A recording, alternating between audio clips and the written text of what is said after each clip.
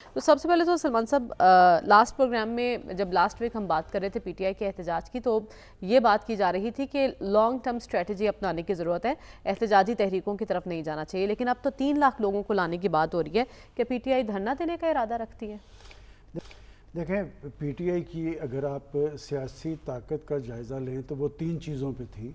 ایک تو اس پارٹی کی لیڈرشپ، ایک ان کی جارحانہ حکمت عملی، اور تیسری احتجاج کی کیفیت۔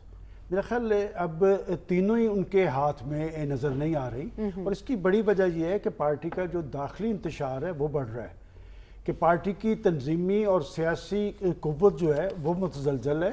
اور جو آپ نے اپنے ابتدائیہ میں جو دعووں کی بات کی ہے کہ جی وہ 3 لاکھ بندے، بڑا احتجاج، اور گنڈا پور صاحب تو یہاں تک کہتے ہیں کہ اگر ہم واپس نہ آئے تو جنازوں کا بندوبست کر لیں۔ بات یہ کہ یہ دراصل ایک کیفیت سے نکلنے کی ایک کوشش ہے ان کی، جس کیفیت سے وہ دو چار ہیں۔ دیکھیں، بات یہ کہ اگر آپ تحریک انصاف کی ساری سیاسی تاریخ پہ نظر اڑائیں تو ہمیشہ ان کی لیڈرشپ جارحانہ انداز اختیار کرتی تھی، اور احتجاجی کیفیت اور صلاحیت ان کے پاس تھی، اور 2018 میں وہ اسی قوت کی بنیاد پر وہ برسر اقتدار آئے، اور اس حکمت عملی اور اس قوت کے پیچھے کچھ تھپکی بھی تھی، کچھ سگنل بھی تھے۔ اب وہ کیفیت نہیں ہے، اور یہی وجہ ہے کہ وہ کیفیت طاری نہیں کر پا رہے۔ اور یہ سارے دعوے سلمان اکرم راجہ صاحب بڑے ریزنیبل آدمی ہیں، وہ 3 لاکھ کی بات کر رہے ہیں، تو میرا خیال ہے کہ ان کا 3 لاکھ کا دعویٰ ہی، ایک طرف وہ 3 لاکھ کی بات کر رہے ہیں، دوسری طرف ان کی پارٹی کے لوگ جو ہیں وہ ڈھیل اور ڈھیل کی بات کر رہے ہیں۔ تو ایک پارٹی اندرونی خلفشار سے دو چار ہے، اندرونی انتشار ان کا تنظیمی وہ بڑا ہوا ہے۔ تو میرا نہیں خیال کہ وہ اس ساری کیفیت میں بڑھ پائیں۔ البتہ میں تو علی امین گنڈا پور صاحب کو دیکھتا ہوں کہ وہ جب زیادہ دھمکیاں دیتے نظر آتے ہیں تو مجھے ایسے لگتا ہے کہ وہ دھمکیوں کے پیچھے کچھ بات کو چھپانے کی کوشش کر رہے ہیں۔ کیا چھپا رہے ہیں؟ واقعی کوئی ڈیل چل رہی ہے؟ بات یہ کہ پہلے بشرا بی بی بھی رہا ہوئی، خان صاحب کی بہنوں کو بھی رہا کیا گیا، اس میں ایک علی امین گنڈا پور صاحب کا رول ہے، اور علی امین گنڈا پور صاحب ایک صوبے کے چیف منسٹر ہیں، اور ایک کسی بھی صوبے کا چیف منسٹر ہوتا ہے۔ یعنی آپ کہہ رہے ہیں واقعی کوئی ڈیل ہوئی ہے؟ دیکھیں، میں ایسے کوئی غلط بات نہیں کرتا، میں یہ بات آپ کو وثوق سے کہہ سکتا ہوں کہ جی علی امین گنڈا پور صاحب کے رابطے ضرور ہیں، اس لیے کہ ان رابطوں کے بغیر کسی صوبے کا چیف منسٹر اس طرح چل نہیں سکتا۔ پاکستان کے اندر جو کیفیت طاری ہے، اگر ان کے رابطے ہیں سلمان صاحب، تو پھر وہ ایسی باتیں کیوں کر رہے ہیں کہ فیصلہ کن جنگ کا وقت آ گیا ہے؟ اسی لیے تو وہ کر رہے ہیں کہ ان کے رابطے ہیں۔ اور میں آپ کو پچھلی دفعہ بھی ایک بات کہی تھی کہ آخر جب وہ ڈی چوک کی طرف جا رہے تھے تو کسی کے ٹیلی فون کال پہ انہوں نے اپنا راستہ بھی بدلا تھا، اور یہ بات اچھی تھی کہ مجھے پارٹی کے ذمہ داران نے بتایا کہ ہم نے تو ایک پازیٹیو طرز عمل اختیار کیا تھا، لیکن ہمیں مطلوبہ نتائج نہیں مل پا رہے۔ میں سمجھتا ہوں کہ پولیٹیکل پارٹیز کی اصل طاقت جو ہوتی ہے مشاورت کا عمل ہوتا ہے۔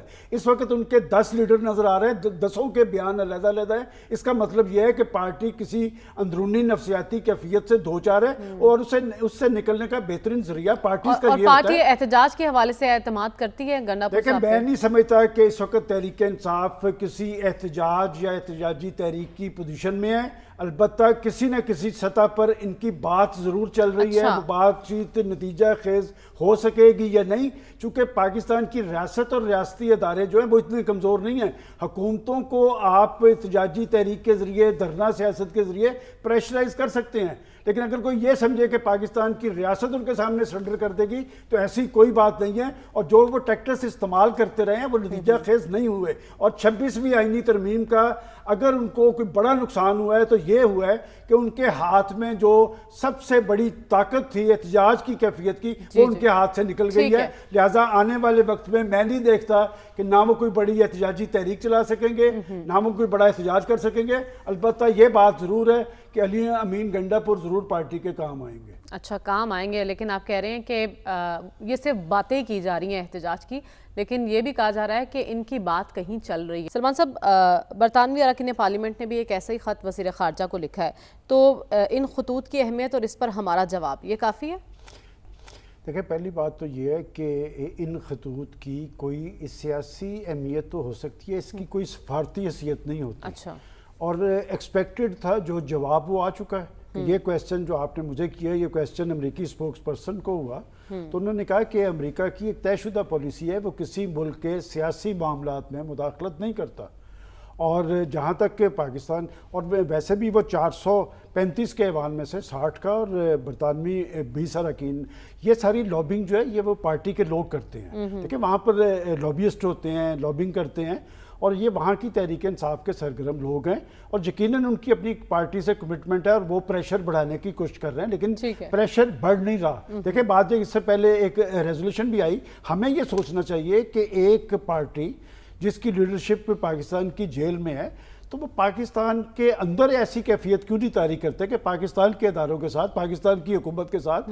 ابھی آپ جب شہباز شریف صاحب کی بات کر رہے ہیں تو شہباز شریف صاحب نے پارلیمنٹ کے فلور پہ انہیں کہا تھا، انہوں نے نام لے کے کہا تھا کہ اگر جیل کے اندر مشکلات ہے یا کوئی معاملات ہے تو ہم بات کرنے کے لیے تیار ہیں. میرا نہیں خیال کہ اس کی کوئی سفارتی اہمیت حیثیت ہوگی، البتہ وہ لابیسٹ فرموں کا کام ضرور چل رہا ہے، انہیں ڈالرز مل رہے ہیں. لیکن سلمان صاحب ہم دیکھ رہے ہیں سیاست میں ایک نیا رجحان آ رہی ہے، کسی کی اس انداز میں تذلیل کرنا، یہ کیا ٹرینڈ ہے؟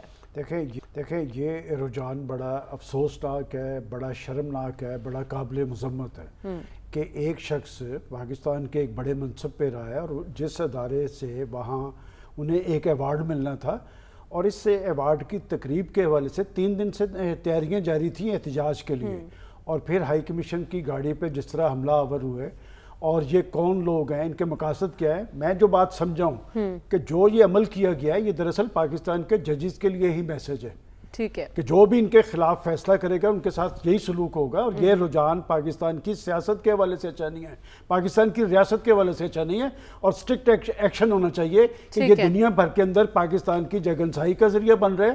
ریاست کو ممکنہ جو لیکن ان کے اقدامات خلاف کوئی ایکشن ہوگا یا نہیں ہوگا، اس پر ابھی تک ایک سوالیہ نشان